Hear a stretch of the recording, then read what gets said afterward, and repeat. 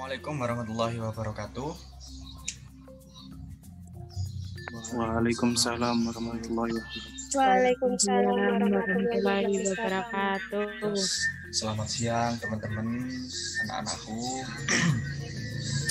Pada kesempatan hari ini kita masih dipertemukan pada Zoom meeting yang sangat berbahagia.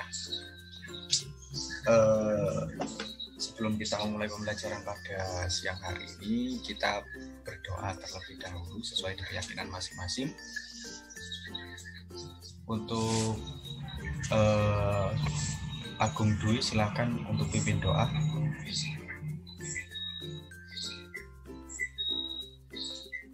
Baik Pak. Oke teman-teman, sebelum kita mengawali kegiatan belajar hari ini, mari kita berdoa sesuai kepercayaan masing-masing. Berdoa dipersilakan.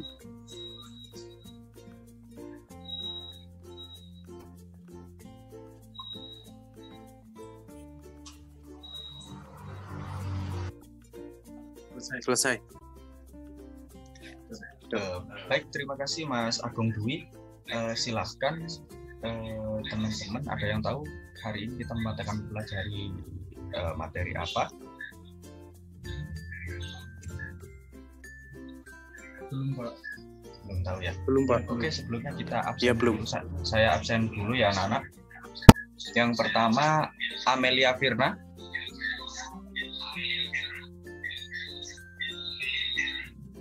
Hadir Pak.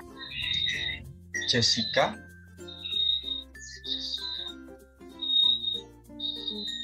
Hadir Pak. Agung Dwi. Hadir Pak. Hadir Pak. Lola Amaria.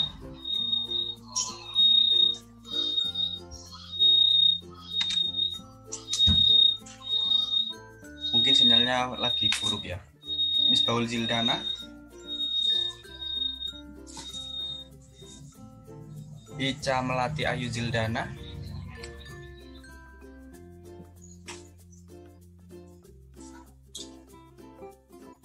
Natalia Jiger. Keren-keren nama anak-anak ya. Fitra Eri. Oh ya, yang tadi mimpin doa ya. Suryo. Pak. Firmansyah.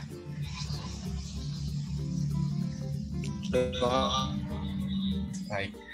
Oke, anak-anak, kita pada siang hari ini kita akan mempelajari tentang teks hasil laporan hasil observasi.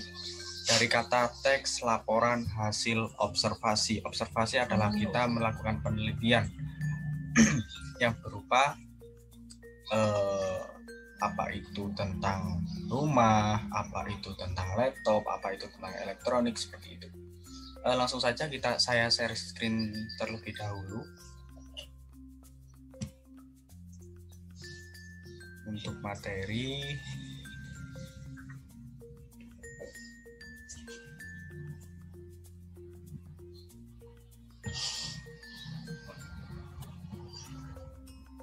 Apakah sudah muncul di layar anak-anak? Sudah Pak.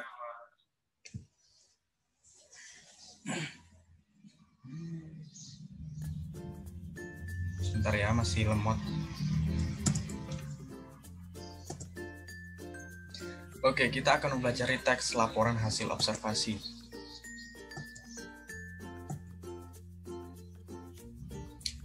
Teks laporan hasil observasi ini dibagi menjadi 3. Yang pertama adalah dalam peta konsepnya ada pengertian, ciri-ciri, struktur, dan langkah-langkah menyusun. Kali ini kita akan mempelajari 4 poin ini yang akan dijelaskan terlebih dahulu. Yang pertama adalah dari pengertian. Pengertian teks laporan hasil observasi adalah teks yang berfungsi untuk memberikan informasi tentang suatu objek atau situasi setelah diadakannya investigasi atau penelitian secara sistematis. Teks laporan hasil observasi menghadirkan informasi tentang suatu hal secara apa adanya, lalu dikelompokkan dan dianalisis secara sistematis sehingga dapat menjelaskan suatu hal secara rinci dan dari sudut pandang keilmuan. Teks ini berisi hasil observasi dan analisis secara sistematis. Laporan hasil observasi bisa berupa hasil riset secara mendalam tentang suatu benda, tumbuhan, hewan, konsep, atau ekosistem tertentu. Teks laporan hasil observasi biasanya berisi dengan fakta-fakta yang bisa dibuktikan secara alamiah. Nah, dari pengertian di atas bahwa disimpulkan bahwa fungsi dari laporan hasil observasi itu untuk memberikan informasi tentang suatu objek. Nah, di sini ada perbedaan antara teks laporan hasil observasi dengan teks deskripsi yang akan dipelajari pada maksud saya kelas 8 nantinya. Di kelas 8 kalian akan mempelajari lebih lanjut tentang teks deskripsi. Untuk teks laporan hasil observasi dengan teks deskripsi ini sama-sama mendukung, yaitu untuk mendeskripsikan, akan tetapi di sini ada perbedaan secara umum yang dapat dirincikan secara poin-poin tertentu. Di sini ada ciri-ciri dari teks laporan hasil observasi. Yang pertama adalah berisi tentang pembahasan berupa ilmu tentang suatu objek atau konsep. Yang kedua, membahas objek yang bersifat umum, termasuk kategori atau kelompok tersebut. Nomor 3, bertujuan menjelaskan dari sudut pandang ilmu. Selanjutnya, membahas objek secara sistematis yang merinci setiap bagian dengan objektif. Selanjutnya, merinci objek atau dari sudut tertentu, definisi, klasifikasi, atau jabaran ciri objek. Ini ciri-ciri dari teks laporan hasil observasi. Nanti ketika kelas 8 ada yang saya bilang tadi, itu teks deskripsi itu mempunyai ciri-ciri secara umum yang berbeda. Selanjutnya ada struktur teks. Struktur teks laporan hasil observasi ini dibagi menjadi 3. Yang pertama adalah pernyataan umum, klasifikasi, dan definisi.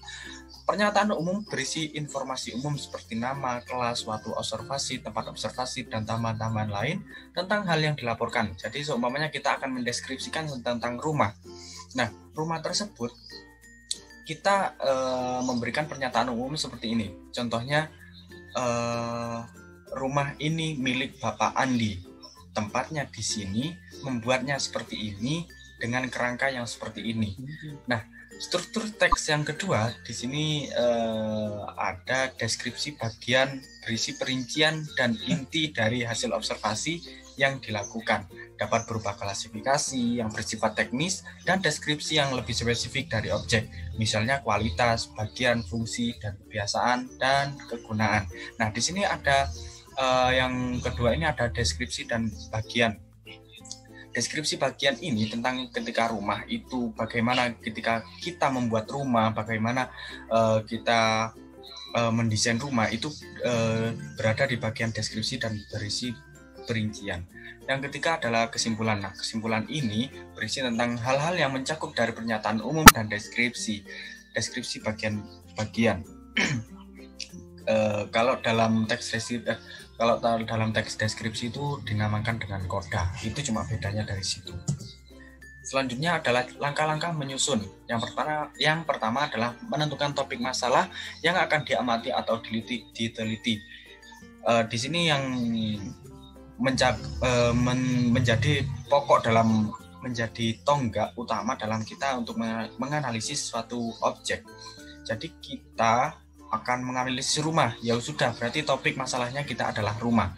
Yang kedua adalah merencanakan cara menyelesaikan masalah. Nah, rumah ini ketika reot, ini apa? Untuk penyelesaian masalahnya itu yang seperti apa?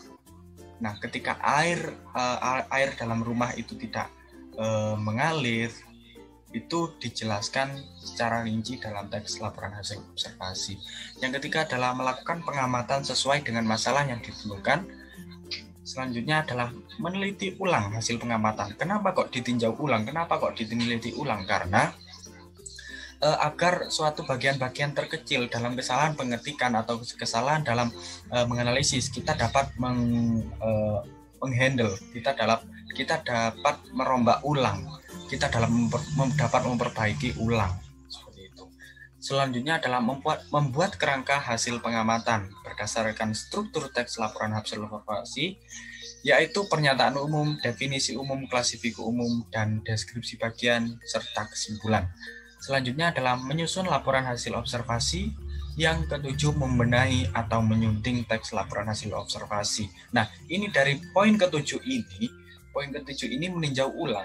Nah, ini sangat berkaitan dengan poin nomor 4, yaitu meneliti ulang hasil pengamatan. Nah, ketika diteliti ulang, kita akan membenahi dan menyunting teks laporan hasil observasi ini.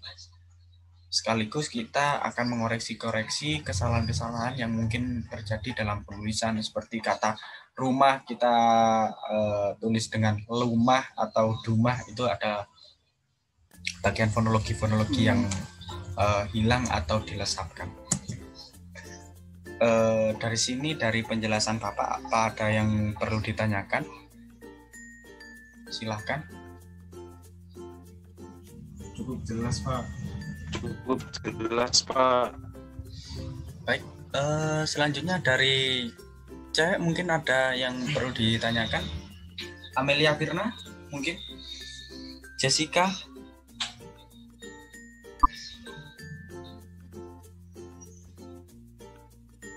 Baik, kalau sudah jelas, nanti kita akhiri dulu dari sini. Nanti saya share melalui WA group tentang LKPD, tentang teks hasil laporan hasil observasi. Nanti kalian kerjakan selama 30 menit, insya Allah cukup ya? Cukup, Pak. Baik. Cukup, Pak. Baik, selanjutnya kita beralih pada WA group ya. Silahkan tinggalkan Zoom meeting terlebih dahulu agar menghemat waktu dan menghemat paket internet. Terima kasih atas partisipasinya. Nanti kita gabung lagi pada shift kedua. Selanjutnya, wassalamualaikum warahmatullahi wabarakatuh. Waalaikumsalam warahmatullahi Waalaikumsalam wabarakatuh. warahmatullahi wabarakatuh.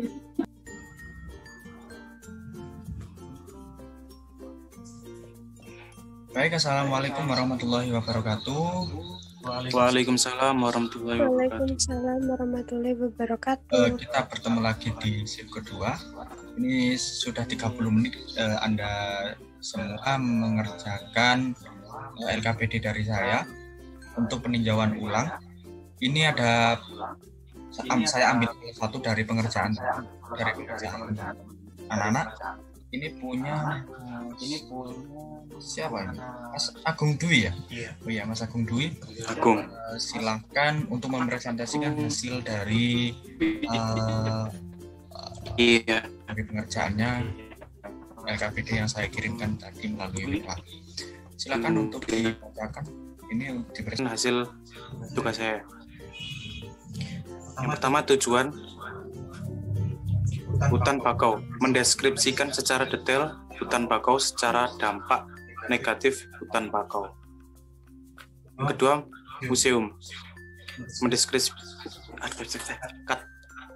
mendeskripsikan museum serta perbedaan masing-masing museum yang ada di Nusantara. Isi, hutan bakau memiliki ciri yang khas. Hutan ini terlindung dari gelombang besar. Selain itu, hutan bakau juga terlindung dari arus pasang surut laut yang kuat.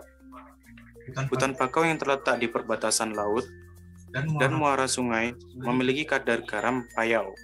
Di samping itu, ciri khas lain hutan bakau adalah berawa. Isi dari museum.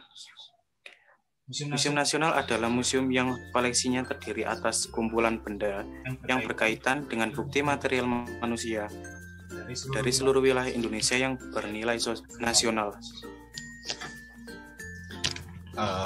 Baik, selanjutnya dari segi ciri-ciri, silakan secara bergantian atau siapa? Saya saja Pak ya. Yang silakan. Baik, hutan bakau menjadi tempat hidup biota laut. Selain itu, masyarakat sekitar memanfaatkan hutan bakau sebagai sumber mata pencaharian. Hutan bakau juga menyediakan beberapa unsur penting, bahan obat-obatan.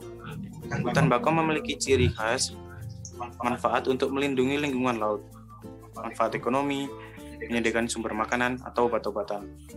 Ciri-ciri museum bedakan berdasarkan koleksi dan kedudukannya. Jenis museum berdasarkan koleksi yang dimiliki dibedakan menjadi 2 jenis, yaitu museum umum dan museum khusus. Museum umum adalah museum yang koleksinya terdiri dari kumpulan bukti material manusia dan atau lingkungannya yang berkaitan dengan berbagai cabang seni, disiplin ilmu, dan teknologi. Sementara museum khusus yang koleksinya terdiri atas kumpulan bukti material manusia atau lingkungannya yang berkaitan dengan satu cabang seni, satu cabang ilmu, atau satu cabang teknologi. Sudah, Pak. Baik, terima kasih untuk presentasinya. Ini cukup bagus untuk pengerjaannya. Jadi di sini ada 2 teks. Yang pertama adalah hutan bakau dan museum. Di sini yang saya analisis bahwa sudah tepat, akan tetapi pada segi tujuan ini agak kurang menghayati, kurang mendalami secara mendalam. Yang selanjutnya ini dari segi isi. Nah, dari segi isi ini cukup bagus, akan tetapi lebih baik juga untuk kotak yang nomor 2 dan 3 diperbaiki lagi atau ditambah lagi, karena ini kotaknya masih kosong semua, cuma mengerjakan 1 saja. Oke, mengingat kita waktunya hanya 30 menit tadi mengerjakannya. Selanjutnya kita akan berada pada sesi akhir. Kita akan segera mengakhiri karena terkendala waktu juga. Selama Zoom ini hanya dibatasi selama 45 menit dan juga hitung-hitung menghemat kuota dari anak-anak sekalian. Selanjutnya dari segi kesimpulan, ada yang bisa membaca kesimpulan ada yang bisa menyampaikan kesimpulan dari pembelajaran hari ini? Saya, Pak.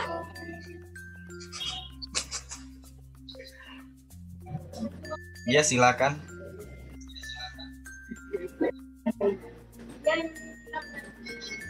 Jadi, teks laporan hasil observasi adalah teks yang berisi penjabaran umum atau melaporkan sesuatu berupa hasil dari pengamatan atau observasi. Teks laporan observasi juga disebut teks klarifikasi karena memuat klarifikasi mengenai jenis-jenis sesuatu berdasarkan kriteria tertentu. Seperti itu, Pak. Baik, terima kasih untuk kesimpulannya. Jadi kesimpulannya di sini adalah teks laporan hasil observasi adalah suatu teks yang berisi penjabaran umum atau melaporkan sesuatu berupa hasil dari pengamatan. Teks laporan observasi juga disebut dengan teks klasifikasi karena memuat klasifikasi mengenai jenis-jenis tertentu berdasarkan kriteria tertentu. Baik, selanjutnya terima kasih untuk partisipasinya. Selanjutnya pembelajaran berikutnya kita memakai grup WA saja. Terima kasih. Jaga ingat pesan Ibu 3M. Yang pertama adalah mencuci tangan, menjaga jarak, dan memakai masker. Jadi terima kasih untuk partisipasinya. Sekian, wassalamualaikum warahmatullahi wabarakatuh. Untuk absensinya kita pakai link nanti ya, saya Waalaikumsalam WA ya. Terima kasih, wassalamualaikum warahmatullahi wabarakatuh. Baik, Silakan Zoom meeting hari ini. Kebanteran. Terima kasih. Dadah.